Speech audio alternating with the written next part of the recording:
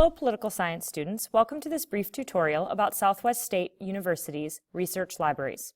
You should use these libraries to complete academic research for both your policy paper and your election project. The first thing you need to do is go to smsu.edu/library. This will take you to this page, which is the home for the McFarland Library.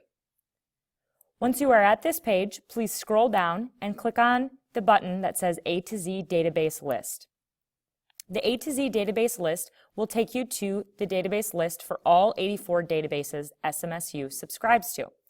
A database is a warehouse where credible information, academic research journals, credible news sources, etc. are stored. There's a variety of them that you might find helpful. From this list of 84, the Academic Search Premier might be extremely helpful to you, as I suggest you look in that one. Additionally, you might also find it helpful, if you're researching an education topic, to look at the ERIC EBSCOhost or just the ERIC. Some of them are password protected that you'll need your star ID. Some of them are open to the public. If you keep scrolling down, you'll find a variety of other ones that you may find helpful. Specifically, Megafile is the one where we will start here in just a minute, because Megafile conglomerates a large variety of resource sources and puts them into one database. Newsstand is a very great resource if you're looking for specific information from a variety of credible news sources around the world. And then finally, Opposing Viewpoints in Context is a great place to find information about controversial topics. So we are going to start with the Megafile. So you will need to click on the Megafile and enter your star ID and password.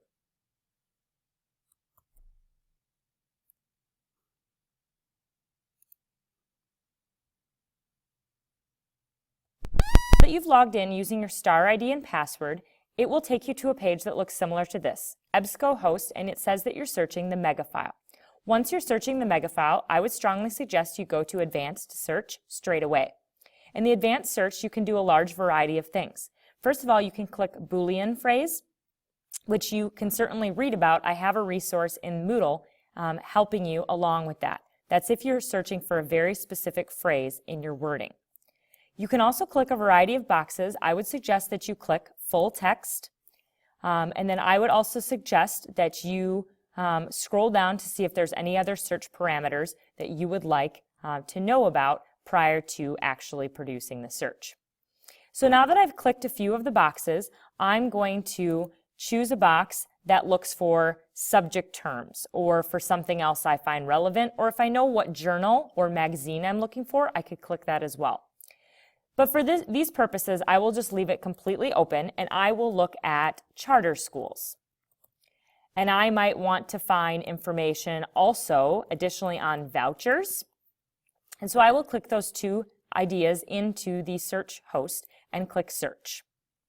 Once I do that, I can see that I got 228 sources. So I want to narrow that down a little bit. I've already clicked that I have full text, which means I have the entire text of the article, and I want more recent publications. So I might change the scroll bar to be publications from the last 10 years. So that'll take it up to 2007, which it should update automatically, but if it doesn't, you will be able to hit the update button. And I see that I've narrowed down my search to just 133. So I'm going to look at the first one and see, okay, Education Week, that's the source, this is the date, and this is all the information, and I do see that it's available here in full PDF text. So when I click on that source, I will usually get an abstract that gives me generally ideas about what it is included, as well as any relevant information that I will need to cite my source. Some of you might be able to add it to a folder depending on your SMSU account, but I would strongly suggest that you record the text, that you email yourself the citation, etc. But the greatest way to look at whether or not this is a relevant topic for you or not is to click on full PDF text, and then you can kind of scan the article. Of course, you don't need to read the thing in its entirety. This one is not lengthy, it's just 3 pages. And you can take a look to see if it's something that you want to use as a source, because it is a credible source for your paper or your project. A little bit about getting started in the SMSU Research Library. Why we use the SMSU Research Library is because then you know you are getting credible, researched, factual information to support your academic paper or project. Another resource I want to point out to you is one that I've given you in Moodle. So once you log into Moodle into the main page, you will see the first link under the course daily agenda is the guidebook using SMSU's College Now library. SMSU has put together an excellent library for you. In this library, you will find a lot of assistance. Once you click the link that I provided you in Moodle, it will take you to this page and it will give you a variety of information to help you research. The most important piece of information that this page holds is the Ask Ref email address. If you're having trouble finding a credible source or you want a source that fits a specific part of your argument, email this address and they will get back to you within a few days with a variety of sources. They're extremely helpful. So there's a variety of tabs that you can click on.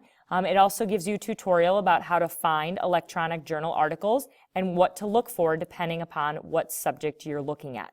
So there's an additional video demonstration, there's an A to Z list that I showed you before, but there's a variety of options, including a tutorial on how to use Google Scholar. If you've ever used Google Scholar, it can be a very handy research source for you.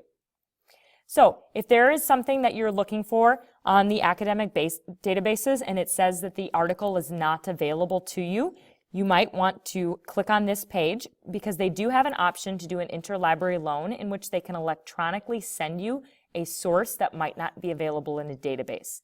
That doesn't happen too often these days, but it certainly does happen. So I hope these two websites are helpful to you in finding credible information for your paper in APA format. Please let me know if you have any questions.